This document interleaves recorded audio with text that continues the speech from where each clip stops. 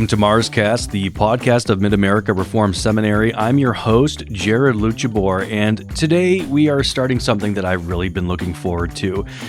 It's a 4-part series that we're calling, What Did Calvin Actually Say? And look, if you've spent any time at all in Reformed circles, online or offline, you know that Calvin's name gets dropped constantly in arguments about politics, predestination, church discipline, worship. You name it, someone's got a Calvin quote ready to go.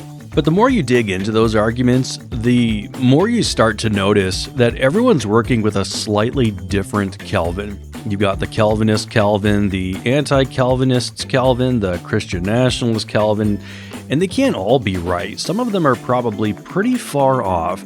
And so that's what this series is about. And to help us actually answer the question, we've got someone who has spent decades doing the kind of careful primary source scholarship that earns you the right to say what Calvin actually thought.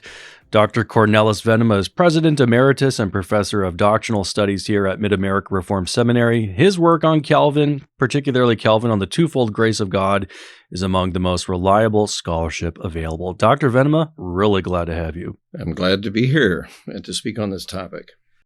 All right, so before we can even talk about what Calvin said about some particular issues that we'll look at in forthcoming episodes, we do have to reckon with the fact that most people's Calvin, the one they're carrying around in their heads, isn't really Calvin at all. He's kind of a composite, part historical figure, part theological villain, you could say, maybe part internet meme. And it runs in both directions, right? There's people who love Calvin and have basically made him infallible. Like if you quote from the institutes that backs your position, the argument's over. And then there's people who use Calvin as a punching bag, like he's this cold, harsh, deterministic figure who invented the idea of a God who predestines people to hell and feels nothing about it. And I don't think either of those is the real guy. So we should know where that distortion comes from. How did we end up this far from the actual Calvin, and why does it matter that we find our way back? Well, those are big questions, and I suppose you could take a variety of approaches to answering those questions. I think I would begin with what most people know about Calvin, if they know anything, is one of two things. Calvin was this dictator, tyrant, who had free reign in Geneva in the 16th century and sort of forcibly imposed his views on the whole city and really ran the city by his authority in a way that excluded any possible dissent, treated his opponents using the power of the state to impose his view of the church's Reformation. And that's largely fictional, as we'll see as we go along. Calvin was really only at the very last part of his life in a position in Geneva where he had the freedom to see the church reformed as he wished it would be reformed, because throughout his entire life he was in constant battle with various civil authorities and with opponents of his viewpoints and what he understood to be needed in terms of the church's Reformation. And that portrait of Calvin is often associated with one of two things with which Calvin is inextricably linked. One is the burning at the stake in 1553 of a notorious anti-Trinitarian heretic by the standard of the church's understanding of the doctrine of God and the doctrine of the Trinity, by any standard in the 16th century. And Calvin is thought to have been the one who was responsible for not only Servetus's trial, but his burning at the stake. And that sort of captures, that's the portrait that is coinciding with this mythological Calvin, the king of Geneva, the theocrat who ran things with an iron fist and suppressed all of his opponents throughout the course of his life. Very intolerant, harsh, and the like. We'll talk about that later, but I'll give an account, not in defense entirely of Calvin, but putting it in context in terms of the situation of the 16th century. The other issue, there are two things I said.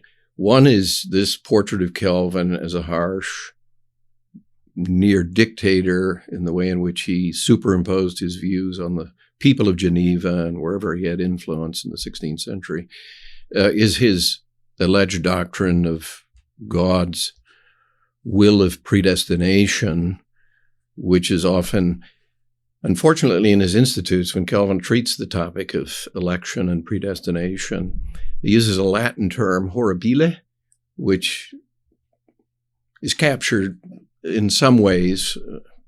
It's cognate with the English word horrible. Well, in Calvin's Latin usage, it's more awesome. So it doesn't have the connotation that the word horrible in English has for us. But that's seized upon as representative of a severely deterministic and fatalistic view of God's will, who coldly and willingly determines from before the foundation of the world to cast into hell those whom he does not elect to save in his mercy in Christ. So this double decree of election and reprobation, even in the literature on Calvin, and that's something we'll talk about in one of our sessions, I think the last one, the literature on Calvin is often, especially in the 19th century, insisting that Calvin's theological system was rooted in and derived from a basic foundational dogma, which is God's sovereign decree. So everything flows from that. And that's sort of the key principle that organizes all of Calvin's thinking and his theological formulations in the Institutes and the like. And I'll talk about that when we come to it, but it's a caricature. It doesn't really fairly capture the richness and the diversity of Calvin's work as a reformer, not only in terms of his theological writings, but his work in the Reformation of the churches in Europe, particularly in Geneva, but beyond Geneva in France and elsewhere. So you have what might be called almost like a comic book-like portrait of Calvin that really reduces him to that sort of double profile, a theological determinism centered on the doctrine of God's divine decrees, particularly election and reprobation, and a portrait of Calvin. And I have to say this, using the language of portrait, I'm using it metaphorically, but literally the portraits of Calvin, unfortunately, are largely based on how he looked late in his life. And we'll have occasion to talk about that as well. But, when he was a young man, before he went to the university, a variety of schools in Paris, he was a fairly robust, rather even by the testimony of others. His mother was quite beautiful, and he was a very handsome, strong fellow. But later in his life, he suffered from any number of chronic illnesses. So he was gaunt. He looked like an anorexic person, though he wasn't anorexic. And he had so many maladies that I won't say a lot more about that now, but I think that has helped to confirm this sort of mythological Calvin, because the portrait of Calvin, if you contrast it with, for example, portraits of Luther is this rather heavy-set, vigorous, strong, robust-looking fellow with a zest for life, whereas Calvin has the look of a gaunt, somewhat severe, stern, long-nosed, thin Frenchman. All right, so we live in a time where I think Reformed is almost a brand. It's kind of an X/Twitter bio descriptor. It's a podcast category, sometimes more of a tribal identity than a theological one. And the irony is that for all the Calvin invoking that happens in those spaces, very little of it seems to involve actually sitting down with the institutes or other of Calvin's work and reading him carefully. And so I think how we read Calvin, or whether we read him at all, shapes how we think about God, grace, the church, the Christian life, etc. So for a pastor or a serious layperson who wants to understand Calvin, not just quote him, where do you start? Well, there are two places you go. You can go to primary sources, Calvin's own writings. You can also consult sympathetic biographers, just as a kind of intro to his life and set it in its context in the 16th century and the nature of and extent of his reforming work. I'll start with the second. I brought with me to our podcast a number of books, and there are any number of biographies on Calvin. You could fill half a library with, and some of the earliest biographies were very militantly anti-Calvin, written by Roman Catholic polemicists, and even by opponents of Calvin, one of whom, Bolsec. We'll talk about him perhaps as we go along, but Bolsec wrote after he was thrown out of Geneva, opposing Calvin's doctrine of election, among other things. He wrote a very nasty biography against Calvin, called him a homosexual, and invented all manner of mythological stories about Calvin. And so there's that genre. Sure. But I'm going to mention some, what I think, very positive, helpful intros to Calvin in terms of secondary resources. Okay. First one is, I like very much W. Robert Godfrey's John Calvin, Pilgrim and Pastor. It's published by Crossway. Mm-hmm. He's a historian of the 16th century, and it's a very sympathetic and comprehensive overview of Calvin's life and work. It's honest, but it's not a big book. It's 180 pages thereabouts. Very good biography. Another biography that I enjoy very much is one by Herman J. Selderhuis. Yeah. It's entitled John Calvin, A Pilgrim's Life. It's interesting that both Godfrey and Selderhuis use the language of pilgrim. Right. Because Calvin had this deep and long-standing sense of himself as just that, a pilgrim. One of the great themes in the Christian life is meditation on the future, that this is not our ultimate home. And life in the body in this world, short of Christ's coming and the consummation of his kingdom, is a difficult one. And it certainly was true for Calvin. But the unique thing about Selderhuis's book is it's largely based on Calvin's correspondence. And his thesis is you find the real Calvin, perhaps more in his humanity and character, in his correspondence than you'll probably find in his theological writings, commentaries, and sermons. Okay. And so it's a lovely introduction to Calvin as a person, a believer, first of all, a reformer, and you get some of the more transparency about how he viewed things, how he was experiencing developments and things that happened. So it's a sympathetic, not in the sense of a hagiography where Calvin is beatified and sanctified. He's critical of Calvin at some points, even in terms of his person and his actions as it relates to Servetus. But it's a very good book. Now, there are some others that aren't as good. I won't mention them. But the third one, and the only other one I'll mention, is T.H.L. Parker as a biography of Calvin. I think from a more academic point of view, and in terms of a fairly, to the extent that that's possible, objective record of his actual life and accomplishments, his book, I think, stands out. Now, you have some critical biographers. I'll not mention them. There is one, maybe I'll just mention him, William Bousma. It's sort of the equivalent of the Erickson volume on Luther, the early Luther. It's overly psychologizing. Calvin is represented as a very anxious person, seeking certainty and finding it elusive. And that accounts for some of his supposed failings in terms of treatment of others and unwilling to tolerate views with which he's in a disagreement.